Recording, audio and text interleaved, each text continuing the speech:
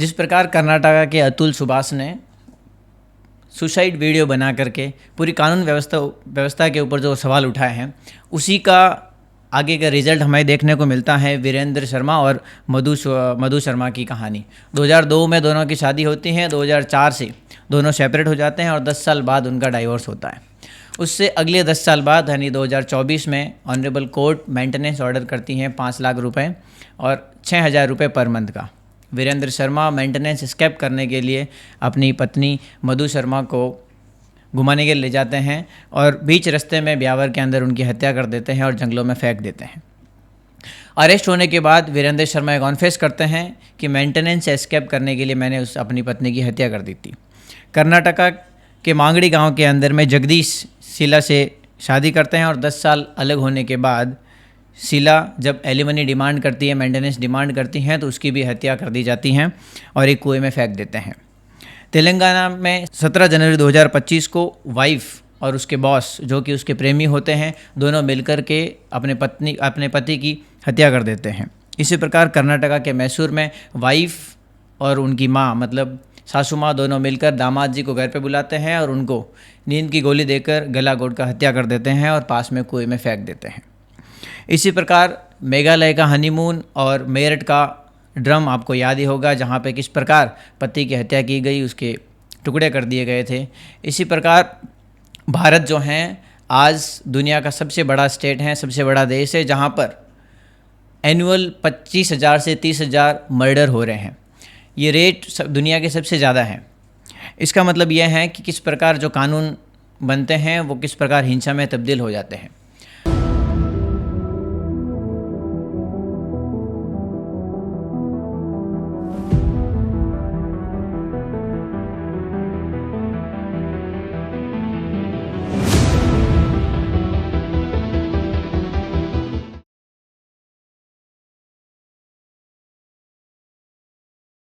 नमस्कार, वॉरिस शिरवी आपके साथ।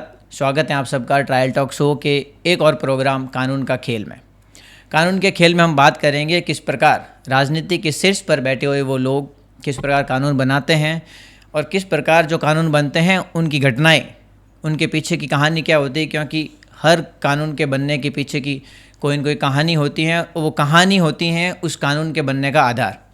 उस कहानी के पीछे छुपा होता है उस कानून के बनने का रहस्य, जिसकी वजह से वो कानून बनने के बाद उस कानून को जनता पर थोपा जाता है और वही लोग थोपते हैं जिन लोगों को हम वोट देकर राजनीति के शीर्ष पर पहुंचाते हैं। आज की सीरीज़ में हम बात करेंगे कि किस प्रकार मेंटेनेंस और डाइवोर्स के केसेस बने, ये किस प्रकार ये लॉज बने और इस लॉ के बनने के बाद में आज ये लॉ है गृह युद्ध के अंदर छिड़ चुके हैं। मतलब हर घर की कहानी बन गई है मेंटेनेंस और डाइवोर्स, और इसलिए भारत दुनिया का सबसे बड़ा देश बन गया है जिसमें सबसे ज़्यादा मर्डर हो रहे हैं। मेरे को इस बात का डर है कि ये मर्डर जो आज 28,000 से 30,000 हैं वो बढ़कर 50,000 और 1 लाख नहीं हो जाए और हम और आप इसकी चपेट में ना आए। आइए हम बात करते हैं कि भारत में डाइवोर्स मेंटेनेंस स्टार्ट कैसे हुआ। भारत का सबसे पहला केस डाइवोर्स का क्या था, इसकी एक छोटी सी कहानी से स्टार्ट होता है। रुक्माबाई जो कि 11 साल की होती हैं, 1864 के अंदर उनकी शादी होती हैं 19 साल के दादाजी भिकाजी के साथ। शादी के बाद रुक्माबाई मना कर देती हैं कि मैं इस पति के साथ नहीं रहूँगी क्योंकि मैं नाबालिग हूँ। लेकिन 1885 में दादाजी भिकाजी एक केस करते हैं मुंबई हाई कोर्ट में। मुंबई हाई कोर्ट के 1885 में पहला जजमेंट आता है और जस्टिस रॉबर्ट पिन्हे जजमेंट देते हैं रुक्माबाई के फेवर में। मतलब ऑनरेबल कोर्ट कहती हैं कि रुक्माबाई को उनके साथ रहने की ज़रूरत नहीं है क्योंकि वो नाबालिग हैं। दादाजी भिकाजी वापस अपील करते हैं मुंबई हाई कोर्ट में और 2 बेंच की जजेस honourable high court of Mumbai order करती हैं रुक्माबाई के अगेंस्ट। 1886 के अंदर ऑनरेबल हाई कोर्ट कहती हैं कि या तो रुक्माबाई को 6 महीने की जेल की सज़ा भुगतनी पड़ेगी या फिर दादाजी भिकाजी के साथ रहना पड़ेगा। रुक्माबाई 6 महीने की सज़ा कबूल करती हैं और उसके बाद वो टाइम्स ऑफ इंडिया को बहुत सारे लेटर्स लिखती हैं कि एक हिंदू लेडी आर्ग्यू करती हैं 3 पॉइंट पे: women's autonomy, right to choose a life partner and abolition of child marriage. और इस पे जिस प्रकार वो लेख लिखती हैं, आर्टिकल्स लिखती हैं और एक दिन बाद नेशनल और इंटरनेशनल लेवल तक पहुंचती हैं और क्वीन विक्टोरिया के पास बात पहुंचती हैं। क्वीन विक्टोरिया के पास बात पहुंचने के बाद Rukmabai Privi council of India को लेटर लिखती हैं, अपनी एप्लीकेशन लिखती हैं और फाइनली 88 के अंदर एक जजमेंट आता है क्वीन विक्टोरिया की तरफ से और 2000 रुपये में सेटलमेंट होने के बाद उसको डाइवोर्स दिया जाता है। रुक्माबाई भारत की पहली डाइवोर्स लेने वाली महिला थी जो कि 1894 में इंग्लैंड में जाकर मेडिकल की पढ़ाई करती हैं और भारत की पहली महिला डॉक्टर बनती हैं जो कि वेस्टर्न मेडिसिन केयर में काम करती हैं। इस प्रकार भारत में पहला डाइवोर्स होता है। उसके अगले साल मतलब 1888 में जब ये जजमेंट होता है, 1889 में एक और केस आता है जो कि फूलमणि दासी केस के नाम से जाना जाता है। ये केस इस नाम से भी जाना जाता है। उसमें क्या होता है कि एक 10 साल की बच्ची जिनका नाम है फूलमणि दासी, उसकी शादी होती है एक 30 साल के बुज़ुर्ग के साथ जिनका नाम है हरि मोहन मेहती। हरि मोहन मेहती शादी के पहले दिन ही फूलमणि दासी का ब्रूटली रेप करते हैं और रेप करने के बाद उनकी हत्या हो जाती है। हत्या होने के बाद ये केस कलकत्ता के सेशन कोर्ट में जाता है 6 जुलाई 1890 को और कलकत्ता के सेशन कोर्ट से उनको पनिशमेंट मिलती हैं सिर्फ़ और सिर्फ 12 महीने के हार्ड लेबर्स की। क्योंकि इस सज़ा के पीछे का मेन कारण था, उस समय हमारे देश में कानून चल रहा होता है IPC 1860 जो अब तक चल रहा था और उसको अभी BNS में कन्वर्ट किया गया। उसके अकॉर्डिंग उसका एक सेक्शन है 375, वो ये कहता है कि अगर एक पत्नी के साथ उसका पति सेक्सुअल इंटरकोर्स करता है तो उसको रेप नहीं माना जाएगा और आज भी वो नहीं माना जाता है। इन दोनों केस की वजह से देश के अंदर बहुत जगह पे प्रदर्शन होते हैं, दंगे होते हैं और फाइनली एक एक्ट का जन्म होता है 1891 के अंदर में जिसका नाम है एज ऑफ कंसेंट एक्ट 1891, जो अब तक शादी की एज, कंसेंट की एज जो 10 ईयर्स थी उसको बढ़ा करके 12 साल कर देते हैं। मतलब जो वेस्टर्न लॉज, जिसको आज हम वेस्टर्न कल्चर कहते हैं, जिसको आज हम एजुकेटेड कल्चर कहते हैं, वो हमारे देश की महिलाओं की, देश की लेडीज़ की जो कंसेंट एज है उसको 10 साल से बढ़ा करके 12 साल कर देते हैं। आपको बता दें कि 1925 के अंदर इसी एज को बढ़ा करके 12 से 14 साल की गई थी। 1940 के अंदर इसी एज को 14 साल से 16 साल की गई और फाइनली पॉक्सो एक्ट 2012 के अंदर इस एज को 18 साल की गई। लेकिन ऑनरेबल सुप्रीम कोर्ट ने इस केस के अंदर 2017 में यह कहा था कि अगर कोई भी पति अपनी माइनर पत्नी के साथ अगर रेप करता, सेक्सुअल इंटरकोर्स करता है तो वो रेप नहीं माना जाएगा जब तक कि उसकी एज 15 साल नहीं हो जाए। अब इसके दो पहलू हैं। एक तरफ हमारा एक्ट ये कहता है कि पॉक्सो एक्ट के अंदर कंसेंट की जो एज है, शादी की जो उम्र है वो 18 साल है। दूसरी तरफ ऑनरेबल सुप्रीम कोर्ट ये कहते हैं कि माइनर की एज अगर 15 साल से कम है तो ही रेप माना जाएगा। उसके बाद अगर वो वाइफ है, 15 साल की उम्र के बाद अगर वो किसी की वाइफ है और उसका हस्बैंड उसके साथ सेक्सुअल इंटरकोर्स करता है तो उसको रेप नहीं माना जाएगा। मतलब एक ही देश के अंदर में दो अलग अलग एक्ट आते हैं, दो अलग अलग जजमेंट होते हैं और एक में उसकी एज को 18 साल माना जाता है एक एक्ट के अंदर और दूसरे जजमेंट के अंदर उसी एज को 15 साल माना जाता है।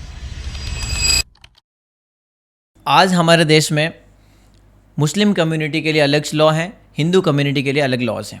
लेकिन ये लॉज बने उससे पहले हमारे देश में कोई रिलीजियस लॉज नहीं थे। इसका मतलब हम किसी परंपरा के थ्रू, अपनी अपनी परंपरा के थ्रू चल रहे थे या फिर जो लॉज चल रहे थे वो यूनिवर्सल लॉ थे जिसको हम सेक्युलर लॉ भी कह सकते हैं, जैसे CRPC। तो उससे पहले जब ये लॉ बने उससे पहले हमारे देश में डाइवोर्स कैसे होते थे, मेंटेनेंस कैसे होता था, उस पर अपन थोड़ी सी बात करते हैं। CRPC जो आज BNSS है, जो ये बताती हैं कि किस प्रकार एक ट्रायल कोर्ट काम करेगा, किस प्रकार मजिस्ट्रेट काम करते हैं, उनका प्रोसेस क्या रहता है, किस प्रकार पुलिस काम करती हैं, किस प्रकार ऑफेंस जो हैं उनको तय किया जाता है कि कौन सा ऑफेंस कैसा है और उसके आधार पे फिर सज़ा तय करते हैं। तो वो जो CRPC हैं वो सबसे पहले आई थी हमारे देश में 1898 में। मतलब वो ब्रिटिश लॉ से सीधे सीधा बोरो किया गया था। उसके बाद उसमें परिवर्तन किया गया, अमेंडमेंट किया गया और फाइनली जो चल रही थी अब तक वो चल रही थी CRPC 1973। CRPC जो पुरानी थी 1898 उसका सेक्शन 488 और जो नई है 1973 CRPC उसका सेक्शन 125 के अंतर्गत सेक्युलर लॉ थे। मतलब 125 के अंतर्गत किसी भी कम्युनिटी का या किसी भी धर्म के आदमी या पुरुष जो डाइवोर्स लेना चाहते हैं, मेंटेनेंस लेना चाहते हैं, तो उस सेक्शन के अंडर में मेंटेनेंस मिलता था। इसके अलावा जो स्पेशल मैरिज एक्ट 1954 में बना, उसके इन सेक्शन के अंदर भी डाइवोर्स लिया जाता था।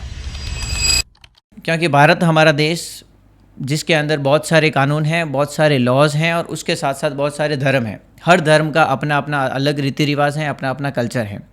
इसलिए 1931 के एक अधिवेशन हुआ था जिसको कराची अधिवेशन भी कहा जाता है, जो कि आज के पाकिस्तान के अंदर है। उस अधिवेशन में सबसे पहले इंडियन नेशनल कांग्रेस ने पहली बार जेंडर न्यूट्रल इक्वलिटी की बात करी थी, जेंडर इक्वलिटी की बात करी थी, सोशल रिफॉर्म्स की बात करी थी। उसके बाद हमारे देश के जो पहले कानून मंत्री हुआ करते थे डॉक्टर BR अम्बेडकर, उनको लगा और उन्होंने सारा अध्ययन करने के बाद उन्होंने एक बिल निकाला, Hindu code bill. Hindu code bill का समर्थन नेहरू 1931 के बाद करने लगे थे।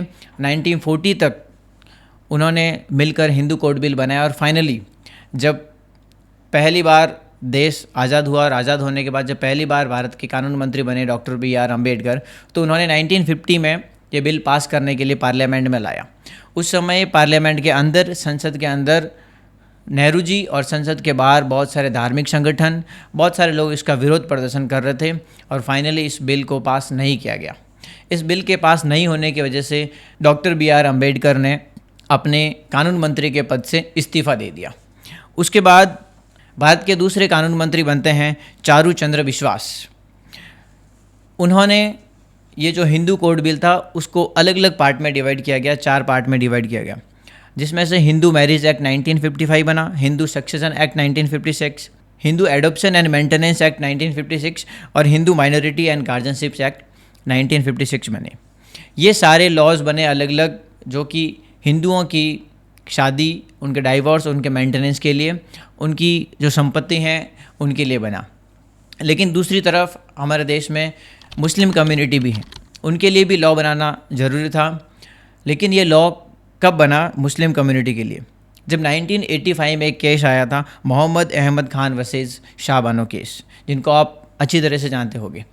शाह बानो जो कि 62 ईयर्स की एक लेडी थी, उसको 62 ईयर्स की एज में उनके पति मोहम्मद अहमद खान ने डाइवोर्स दे दिया, लेकिन उनको मेंटेनेंस नहीं मिला। इसलिए उसने मेंटेनेंस डिमांड करने के लिए कोर्ट में केस किया और केस करने के बाद ऑनरेबल सुप्रीम कोर्ट ने 1985 में एक जजमेंट दिया और उनको मेंटेनेंस दिया गया। उस लेडी को मेंटेनेंस देने की वजह से उस टाइम पे एक रिलीजियस लॉज और एक जो सेक्युलर लॉ है उनके बीच में स्टार्ट होगी फाइट। इसकी वजह से ये कानून का जन्म होता है और वो मुस्लिम कम्युनिटी के लिए पहला कानून बना था, जो कि यह था Muslim women protection of rights on divorce act 1986 में। उस समय लॉ मिनिस्टर हुआ करते थे अशोक सेन। तो हमने देखा कि एक तरफ हिंदुओं के लिए हिंदू कोड बिल बने और दूसरी तरफ मुस्लिम कम्युनिटी के लिए अपने अलग से एक्ट बने। और इसके अलावा जो इंटरकास्ट मैरिज होती हैं या फिर इंटर रिलीजन मैरिज होती है, उसके लिए स्पेशल मैरिज एक्ट हैं और उनके इन सेक्शन के अंदर उनको डाइवोर्स मिलता है। अब ये लॉज तो बन गए और इनके थ्रू मेंटेनेंस भी मिलने लगा, डाइवोर्स भी मिलने लगे और हमारे देश में जो कि शादी का पवित्र रिश्ता माना जाता है, उसमें बहुत सारे लड़ाई झगड़े स्टार्ट होने लगे और बात मर्डर तक पहुंच गई। इसका मेन रीज़न क्या है? हम बात करते हैं कि हमारे इस लॉज में सारे प्रोविज़न तो दे रखे हैं, लेकिन मेंटेनेंस के अलावा मेंटेनेंस स्टॉप कब होता है? या तो जब वो पुरुष या महिला किसी और पुरुष या महिला से शादी कर देते हैं, या फिर किसी और महिला या पुरुष के साथ में वो लिव इन रिलेशनशिप में होते हैं, या फिर वो महिला या पुरुष खुद से अर्निंग करना स्टार्ट कर लेते हैं। लेकिन ये कहीं भी प्रोविज़न मेंशन नहीं किया गया है कि मेंटेनेंस का कैलकुलेशन क्या होगा, मतलब एक फ़िक्स कैलकुलेशन का फार्मूला, इस फार्मूला का कोई प्रोविज़न नहीं था। दूसरी बात, ये लिखा गया था कि लाइफ टाइम आपको मेंटेनेंस मिलेगा, लेकिन ये नहीं लिखा गया था कि मेंटेनेंस का फ़िक्स पीरियड क्या होगा। इसलिए आज के जो जनरेशन है वो शादी करने से डरती है, क्योंकि उनको पता है कि हम और हमारा परिवार जो आज तक संपत्ति कमा रहे हैं, जो हम धन कमा रहे हैं, अगर किसी दिन हमारी शादी होती है और शादी के बाद डाइवोर्स होता है तो उसका ऑलमोस्ट 30 से 35% मेंटेनेंस में दे दिया जाएगा, एलिमनी में दे दिया जाएगा, जो पता नहीं हम कितने सालों से कमा रहे थे। दूसरी बात, अगर कोई महिला किसी और से शादी करती हैं, किसी के साथ लिव इन रिलेशनशिप में रहती हैं या खुद से अर्निंग करनी स्टार्ट हो जाती हैं, और अगर उसका पति उसको मेंटेनेंस देना बंद करना चाहता है तो उसका बर्डन ऑफ प्रूफ उस पति के ऊपर डिपेंड करता है, कि बर्डन ऑफ प्रूफ उस पे ऊपर लाई करता है कि वो ही जा कर के ये कोर्ट में प्रूफ करेगा कि वो किसी और के साथ लिव इन रिलेशनशिप में है, या उसने शादी कर ली है, या फिर वो खुद से अर्निंग करने लग गई है। तो हमें क्या करना चाहिए? एक तरफ भारतीय समाज में जब शादी होती है तो ये देखा जाता है कि जो पुरुष हैं वो कितना कमा रहा है, उसका कैपिटल कितना है, कितना एजुकेटेड है, और दूसरी तरफ अगर उसकी शादी या उसकी डाइवोर्स हो जाता है तो वही जो कैपिटल जो आज तक उसकी अच्छाई के लिए देखा जा रहा था वो उसकी सज़ा बन जाती है, और उस कैपिटल का 30 to 35% मतलब ऑलमोस्ट 1/3 पार्ट उसको मेंटेनेंस भी दिया जाता है। मतलब उसकी जो कैपिटल थी वो उसकी सज़ा बन जाती है। मतलब मेंटेनेंस लेते समय हम ये कैलकुलेशन हमारे प्रोविज़न के पास नहीं है कि उसका कैलकुलेशन किस तरह से किया जाएगा। देखिए, अब क्या करना चाहिए क्या नहीं करना चाहिए तो आपके ऊपर डिपेंड करता है, लेकिन हम दो चीज़ों का अवश्य यहाँ पे बताना चाहेंगे। एक तो ये है कि जब ये लॉज आए हमारे पास हमारे देश में, तो उससे पहले भारतीय समाज में क्या होता था, जिससे चेंज करने के बाद ये मर्डर और ये चीज़ें होने लगी। तो भारतीय समाज एक कृषि प्रधान देश है, उसमें क्या होता था कि परिवार में झगड़े तो पहले भी होते थे। एक महिला और एक पुरुष की जब शादी होती थी तो शादी के बाद अगर किसी पर्सनल रीजन की वजह से या फिर पारिवारिक रीजन की वजह से अगर उसमें लड़ाई झगड़े होते थे तो दोनों पक्षों के परिवार वाले बैठते थे, एक जगह बैठ कर के उनमें सेटलमेंट करते थे।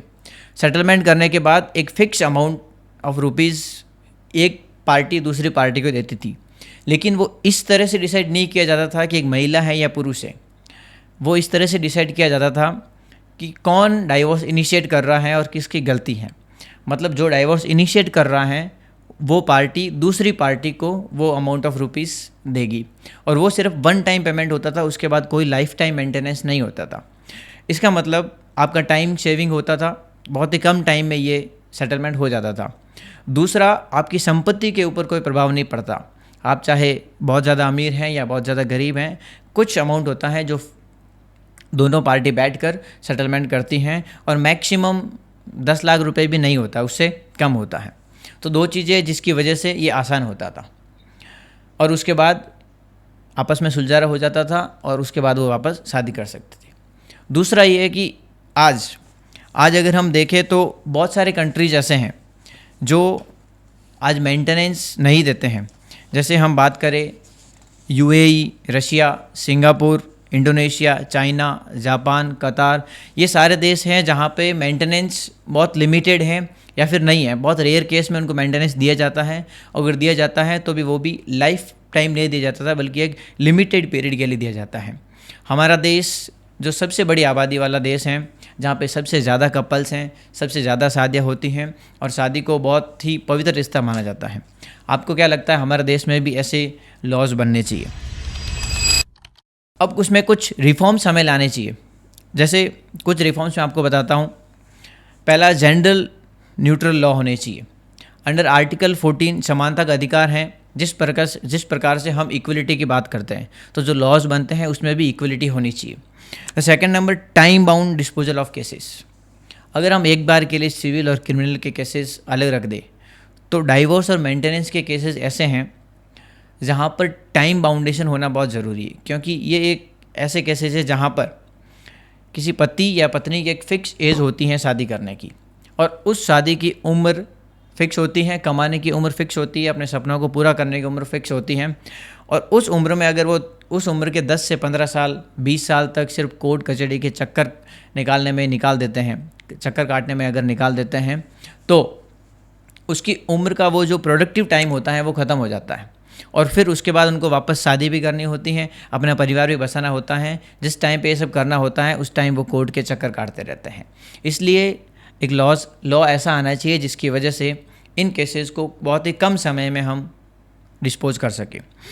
Third, formula based maintenance. जो मेंटेनेंस हम आज देते हैं उसका कोई फार्मूला फिक्स नहीं है, तो हमें एक फार्मूला बेस्ड मेंटेनेंस फिक्स होना चाहिए, जिसकी वजह से किसी की संपत्ति को अधिक या ज़्यादा होने की वजह से नुकसान नहीं होना चाहिए। Prevention of misuse. आज हम देखते हैं कि 498A का मिसयूज किस प्रकार होता है। Honourable supreme court, honourable high court हमेशा ये डिसीजन देती हैं कि 498A की वजह से हमारे देश में जो महिलाएं हैं वो पुरुषों पे बहुत सारे अत्याचार करती हैं और उसका मिसयूज़ करके पूरे परिवार को फंसाने की कोशिश की जाती हैं। ऐसे बहुत सारे केसेस हम देखते हैं। हमने बहुत सारे लोगों का पॉडकास्ट करने के बाद, लीगल एक्सपर्ट का पॉडकास्ट करने के बाद ये समझ में आया कि इनका अभी कोई सॉल्यूशन नहीं है, और हम आपको ऐसे और पॉडकास्ट में बताएं किस प्रकार एक मेंटेनेंस की वजह से पूरी की पूरी फैमिली एक ट्रैप में फंस जाती है और 20 से 30 साल उस ट्रैप से निकलने में टाइम लग जाता है।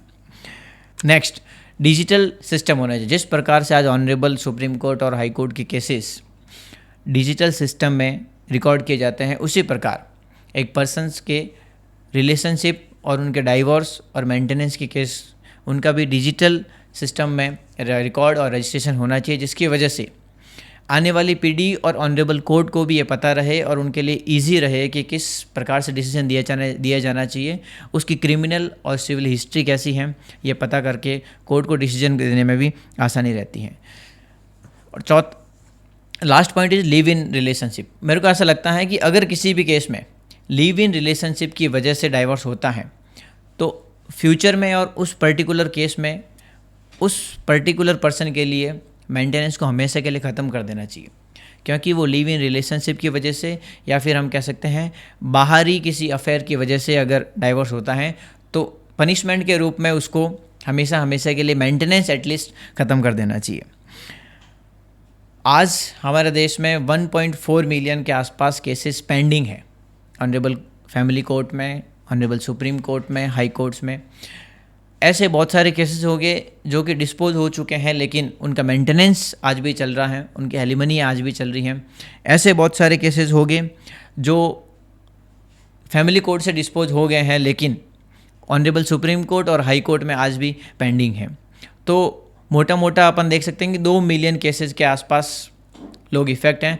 2 मिलियन केस का सीधा सा मतलब है कि 4 मिलियन फैमिलीज़, 4 मिलियन फैमिली का सीधा सा मतलब है एक फैमिली के अगर 3 मेंबर भी होते हैं तो 12 मिलियन मेंबर्स, 12 मिलियन लोग इससे डायरेक्टली अफेक्टेड हैं। इस देश में अगर 12 मिलियन के आसपास लोग अगर सिर्फ कोर्ट कचहरी के चक्कर, सिर्फ डाइवोर्स और मेंटेनेंस की वजह से लगा रहे हैं, तो हम देख सकते हैं कि किस प्रकार से हमारा देश के जो यूथ हैं वो किस ट्रैप में फंसे हुए हैं।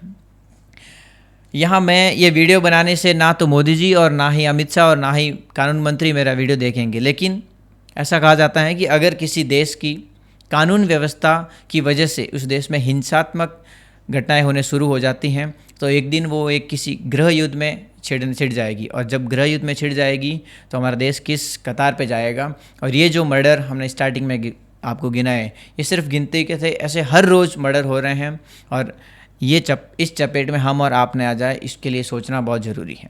कमेंट बॉक्स में ज़रूर बताइए कि आपकी क्या राय है, और इस वीडियो को अपने परिवार तक, अपने भाई बहन तक, अपने दोस्तों तक ज़रूर पहुंचाए जो शादी कर चुके हैं या जो करना चाहते हैं, ताकि वो अवेयर रहे कि किस प्रकार हम उनको बचा सकते हैं। लास्ट में एक शायरी के साथ मैं इसका यहीं पे समापन करूँगा। Till that keep shining, keep smiling. रूट कर दूरियों को मत बढ़ाओ, रूट कर दूरियों को मत बढ़ाओ, हर रिश्ते में थोड़ी तकरार होती हैं। अगर निभाने का हो जज्बा दिल में, अगर निभाने का हो जज्बा दिल में, तो हर दीवार में भी दरार होती हैं। कुछ लम्हे खामोश रहो तो सही है, कुछ लम्हों में खामोश रहो तो सही है, हर बात पे सवाल नहीं होते। कभी सामने वाले की नज़र से भी देखो, रिश्ते यूं ही बेहाल नहीं होते हैं। चलो फिर से मुस्कुराना सीखे, चलो फिर से मुस्कुराना सीखे, बातें करना और मनाना सीखे। नफ़रतों में क्या रखा है यारो, थोड़ी मोहब्बत निभाना सीखे। Thank you.